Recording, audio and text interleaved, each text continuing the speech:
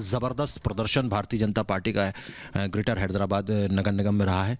क्या कहना चाहेंगे पहले तो इस पूरे मौके पर? सबसे पहले तो हैदराबाद की जनता का आभार व्यक्त करना चाहूँगा, तेलंगाना की जनता का आभार व्यक्त करना चाहूँगा कि उन्होंने भारत के यशस्वी प्रधानमंत्री नरेंद्र मोदी जी के जो गुड गवर्नेंस की जो पॉलिटिक्स है उसको आगे बढ़ाने का काम किया है। और निश्चित रूप से भारतीय जनता पार्टी के सीटों में भी 10 गुना से ज़्यादा की वृद्धि हुई है, मत प्रतिशत में भी वृद्धि हुई है। और भारतीय जनता पार्टी तेलंगाना में एक मजबूत राजनीतिक विकल्प के रूप में उभरी है।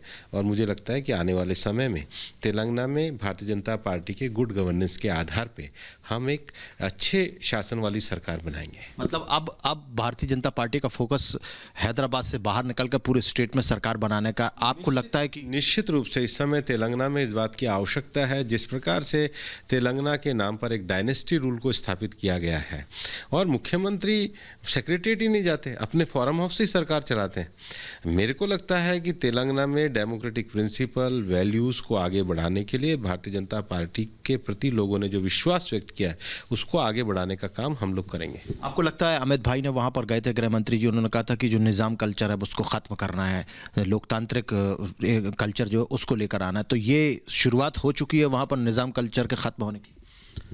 मेरा ये मानना है, क्योंकि हमारा चुनाव परिवारवाद बनाम लोकतंत्र का चुनाव था और निज़ामवाद का अर्थ होता है एकाधिकारवादी ताकत, निज़ामवाद का अर्थ होता है लोगों का कम्युनल आधार पर ध्रुवीकरण, निज़ामवाद का अर्थ होता है कि सारी शक्तियों को अपने आप में सीमित करके किसानों की, युवकों की और बाकी लोगों की मांगों को न मानना।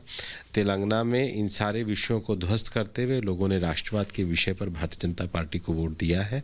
हम इसका स्वागत करते हैं। भूपेन जी, लगातार ये आरोप लगाए जा रहे थे कि जानबूझकर बड़े बड़े नेताओं को लाया जा रहा है, छोटे से चुनाव में इतने बड़े बड़े नेता क्या करेंगे। अमित शाह जी ने कहा कि हम हर चुनाव को गंभीरता से लेते हैं, तो शायद यही वजह रही कि इतना गंभीरता से लिया भारतीय जनता पार्टी ने कि आज ये स्थिति आ गई कि आप 10 गुना ज़्यादा वृद्धि दर्ज कर रहे हैं। चुनाव तो लोकतंत्र के लिए महत्वपूर्ण होता है और कॉरपोरेशंस कोई कम चीज़ भी नहीं है। और मैं कहता हूँ चुनाव छोटा भी हो बड़ा भी हो, किसी भी राजनीतिक दल के लिए जनता के बीच में जाना, उनका मत प्राप्त करना, उनका विश्वास प्राप्त करना, लोक संगठन करना, जनता के मुद्दों को सुलझाना, उसके लिए अच्छी गवर्नेंस की पॉलिसी को आगे बढ़ाना, ये किसी भी राजनीतिक दल का लक्ष्य होता है। हमें भी ये करना चाहिए, क्यों नहीं करना चाहिए?